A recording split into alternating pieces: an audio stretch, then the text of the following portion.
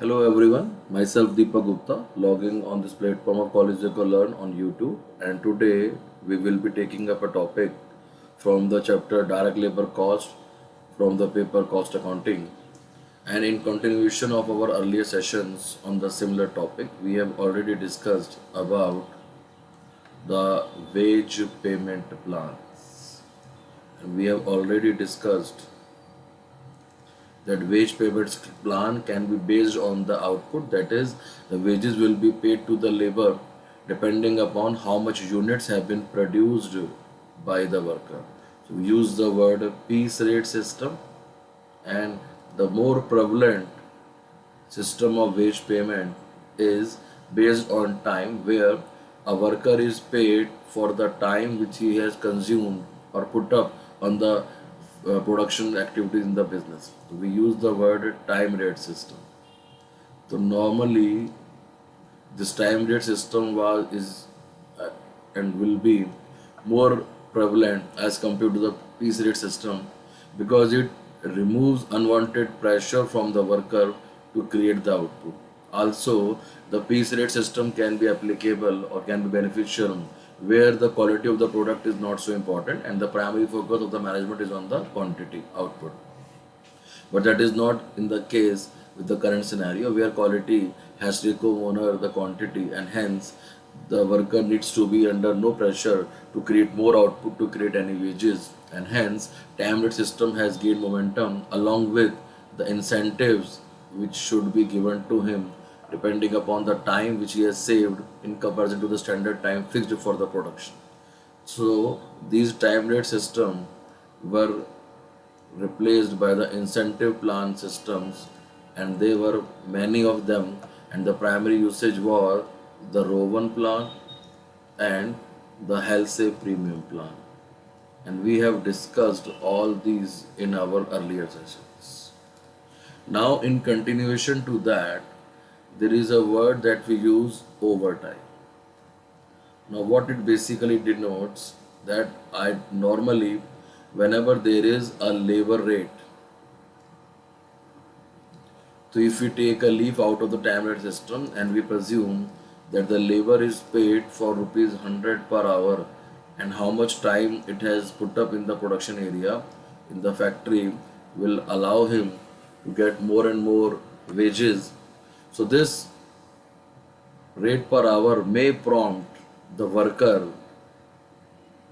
to put more time in the factory, and this more time because will create more wages, so there may be under induction that to work more and more, and the business will always have presumably demand pressure, and to complete those demand pressures they need more work hours, they need more labor hours, and this increased labor hours demand may prompt a mutual understanding between the business and the worker. Time cap.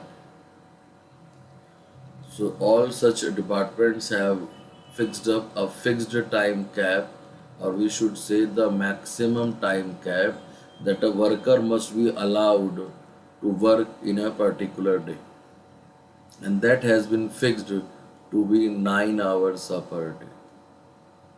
And because there is a 7-day week, so effectively by this concept, if we go by the concept of 7 into 9, then it can be 63 hours per week. But this such authorities have also put up a maximum cap on the hours that can be used in the production per week, and that has been fixed to be 48 hours per week. So there are two guidelines which need to be followed. One is that per day there can be a maximum 9 hours work culture, and subject to a weekly cap of 48 hours, and they both need to be fulfilled in totality. And there has to be some provisions. So I'm saying the both need to be fulfilled, and there has to be a phenomena, a procedure in place, that if such guidelines are not fulfilled, then they are in a way penalized or stopped to be in practice. So what has been said that if we stop them legally or if we disallow them absolutely, then there can always be certain pressures which may be contingent or which may be somehow normal to the business, which needs to be compensated via a special permission where the workers can be allowed to work more either for their personal benefits or to fulfill the demand needs of the business. And that is why there is a concept known as overtime. There is a concept known as overtime which says that if these two conditions are not fulfilled, then the workers need to be paid as a overtime payment, and this overtime payment must be double the normal wage rate. It should be double the normal wage rate. So if in the starting we set that the normal wage rate, so if the normal wage rate is presumed to be rupees 100 per hour, and that is if these two conditions are fulfilled. But if these two conditions are not fulfilled, or can say that the worker is working more than that. So if conditions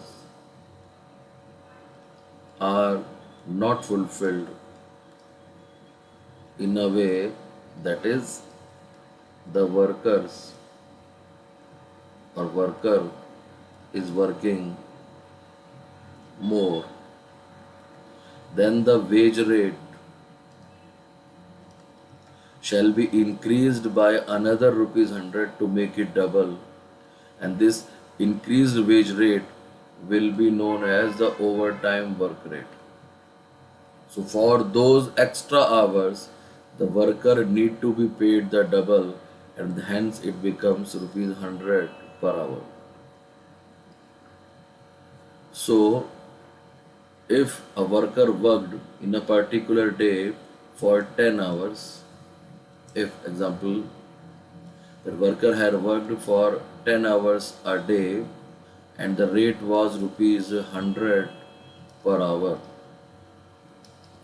then for the first 9 hours he will be paid at the rate rupees 100, that is 900 rupees, and for the next extra 1 hour, that is the 1 hour which he is in excess of the time allowed, the worker will be paid rupees 200. So the total wage earned by the worker has to be 1100, and out of this 1100, 1000 rupees at the normal wage rate is the normal wage,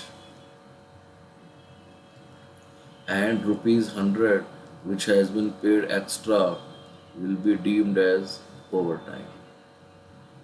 Or we can also show it in another way, that instead of writing in this format we can say that for the 10 hours worked he will get a normal wage of rupees 100 and the wage will be 1000, and for the extra 1 hour in excess of the normal working hours he will get an overtime of rupees 100 in excess to the normal wage, and hence it will be 100. So it can also come out to be 1100 rupees as in the earlier case, and it will obviously be clearly that rupees 1000 are the normal wages and rupees 100 are the overtime wages. So it is the choice of the employer, and in our case the choice of the student, that how they want to calculate the normal wage and the overtime wage. But the important thing to remember that such overtime payments will cause an increase in the effective hourly wage rate. So it will increase the hourly wage rate, because now the worker is getting rupees 1100 for a 10-hour day, so it comes out to be rupees 110 per hour. So there is an increase of 10% over the normal wage rate of 100 per hour. So this increase in this case has been caused by such overtime payment, and this increase will depend on how much hours have been worked. That is, this increase in overtime wage rate, or I can say that this increase in effective this increase in effective wage rate is directly proportional to the overtime hours. That is, if we take another case in comparison to our first case,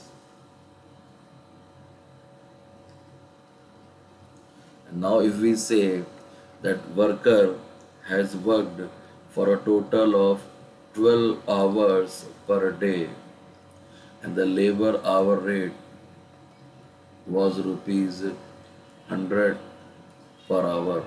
I can say the labor rate because some people will always relate to the hourly rate to the overhead absorption. So here what he is going to get, that he will get rupees 12 hours, or he will get for 12 hours the basic wage of rupees 100, and therefore rupees 1200 will constitute the normal wage rate, plus the extra 3 hours will get an overtime payment of rupees 100, and that will amount to be 300, and they will denote the overtime wages, and hence the total wages will come out to be 1500, and they have been paid for a total hours of 12. So the effective wage rate will be rupees 1500 upon 12, and it will come out to be rupees 125 per hour. You can always calculate that this will come out to be rupees 125. So this 125 is on the base of rupees 100 is an increase of 25%. Is an increase of 25%. So what we have done, that as the total hours increased from 10 to 12 hours, they were denoting the total work hours.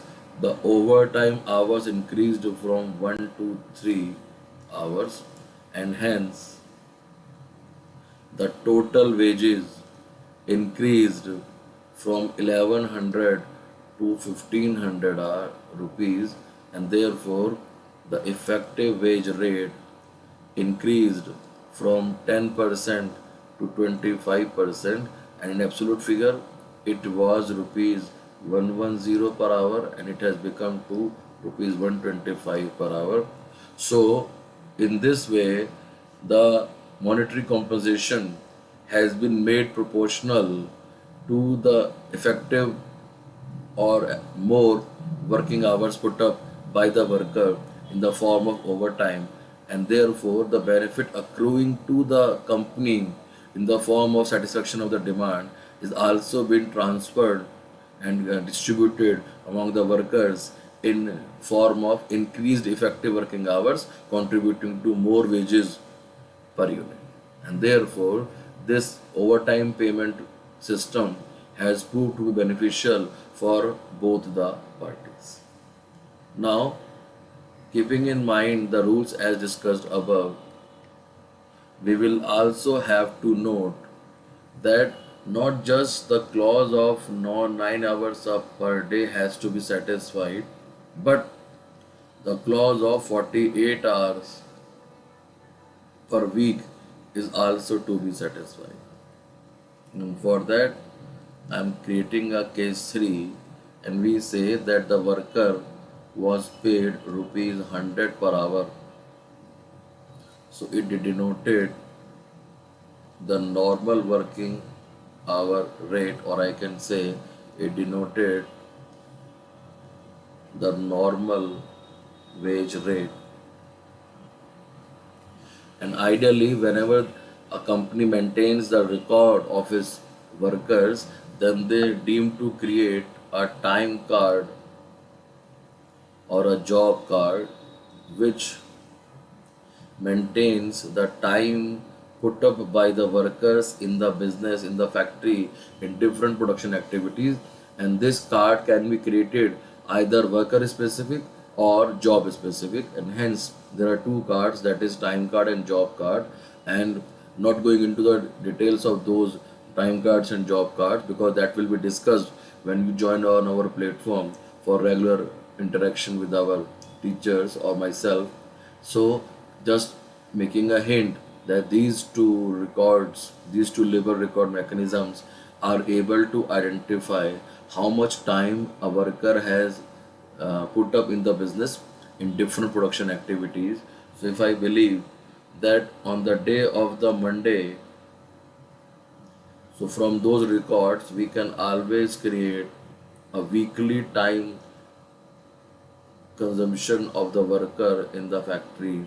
So Monday, Tuesday, Wednesday, Thursday, Friday, and Saturday, presuming that Sunday is a holiday.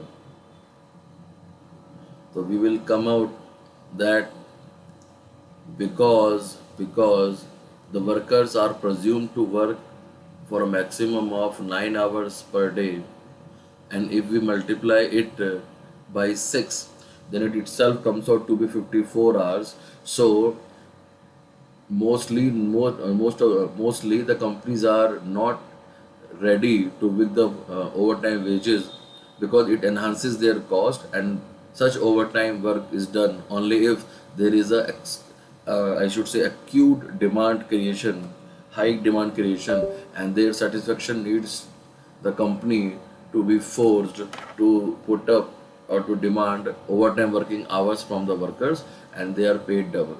What I am saying कि normally कंपनियां अपने employees से work over time कराने में interested नहीं हैं, क्योंकि उस ओवर टाइम पेमेंट के कारण उनका जो इफेक्टिव आवरली रेट है वर्कर्स को बेनिफिट हो जाता है और कंपनी की कॉस्ट बढ़ जाती है। और कंपनी जब तक कि उसके पास डिमांड का प्रेशर बहुत ज़्यादा नहीं है, बहुत एक्यूट नहीं है, वो इस तरह के एक्स्ट्रा वेज पेमेंट्स को डिस्करेज करती हैं और ओवर टाइम की प्रैक्टिस में इन्वॉल्व नहीं होती। एंड इंस्टेड सम पीपल और सब industry goes to an option कि अगर डिमांड प्रेशर बहुत ज़्यादा है तो instead of going for the overtime payment to the workers, because they believe कि इससे फाइनेंशियल कॉस्ट तो बढ़ेगी ही बढ़ेगी, बट इसके अलावा शायद एफिशिएंसी भी इफेक्ट हो जाए। So if they believe that there demand is or there surge in demand is permanent or a long term basis, then they try to involve more workers which are paid on the normal rate, and that's why they believe that they will be able to maintain the efficiency, and they will also maintain the wage payment on the estimated basis of normal wage rate. So in addition to what I have been saying, if I come to the case 3, as we were discussing, that on Monday, the worker worked for 9 hours. On Tuesday, the worker works for 10 hours. On Wednesday, he worked for 8 hours. On Thursday, he worked for 9 hours. On Friday, he worked for 11 hours. On Saturday, he worked for 4 hours. And on Sunday, because it was a holiday, the total work was nil. So in this case, the total working hours will come out to be, if you see that this is 20 or 18, 38 and 4, so they are coming to be 48 hours. So in this case, if you will see that the weekly clause is not disobeyed, it means as per the weekly limit, there should not be any payments. But because I said that they have to be fulfilled in unison, so in this case, the normal wage rate will apply to the whole 9 hours, and there will not be any overtime wages because the clause is not fulfilled. But in the second case, the normal wage will be for 1 hour, and because it has not obeyed the daily hourly limit, so there will be a overtime wage of 1 hour. In third case, it will be 8 hours normal and no overtime. On fourth case, it will be 9 hours maximum and no overtime. But in the fifth case, it will again cause that there will be a overtime payment of 2 hours. In sixth case, it will be normal wage rate, no hours, and this is not working. So you will see that the total hours which are coming here, अब इनको अगर मैं नीचे ही लिख दूं,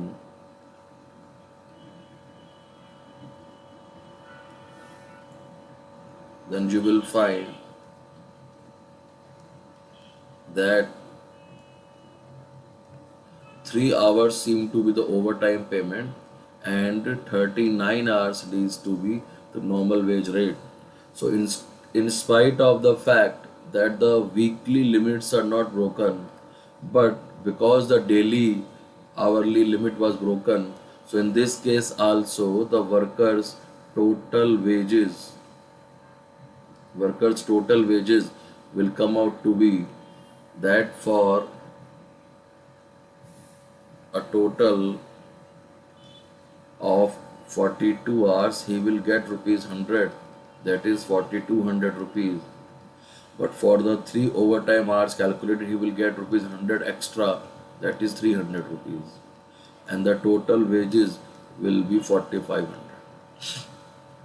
So what the point is to be noted that both the conditions are to be fulfilled in together, and also that this overtime is not rupees 200, that is the double of 100. Out of the double payment of 200, 100 is the basic wage and the extra rupees 100 is the overtime. So only this is the overtime and this is the normal wage. So only this much is the extra burden on the production cost. Now if I case a last scenario where I presume that again the labor rate was rupees 100, and on Monday, Tuesday, Wednesday, Thursday, Friday, Saturday and the Sunday, for each of the working days, which we presume that Sunday being a holiday, so on each day of the 6 days of the week, the workers put up 9 hours each day. So for each of the 6 days, 9 hours were put up by the worker each day, and it is in total created a working hours of 54. So though no daily limit was broken on any day, still the normal hours will be only 48 because they were the maximum allowed per week, and the overtime hours will be 6. Overtime hours will be 6, that is out of the 54 maximum allowed is 48, so 6 becomes the overtime hours, and hence the total wages of the worker will constitute that for, I again should start not from the 48 figure, that the total hours of 54 will be paid rupees 100, amounting to 5400 being the normal wages, and the extra 6 hours will be given rupees 100 each, amounting to overtime, and hence this 6000 denotes the total wages. And if you again divide 6000 by the total hours, that is this figure of 6000, you divide it by 5400, that is the total hours put up, So this 6000 divided by 54, it comes out to be rupees 111.11. So in a nutshell, rupees 100 effective rate or the rupees 100 normal wage rate has been increased by 11.11% to arrive at the effective figure of 11111 because of the effective overtime wages being paid, and such overtime payments have been made even though the worker or the company has not disobeyed the daily maximum working hour limit. So this whole calculation of overtime is based on the law which is applicable, and there can be certain adaptations in the working hours in general practice, and that is not a power of our focus here. So on this note, myself Deepak Gupta says goodbye, and we hope that the topic discussed under this session was of help for you and will get you your exam question solved. Thank you very much. Deepak Gupta signing off. Goodbye.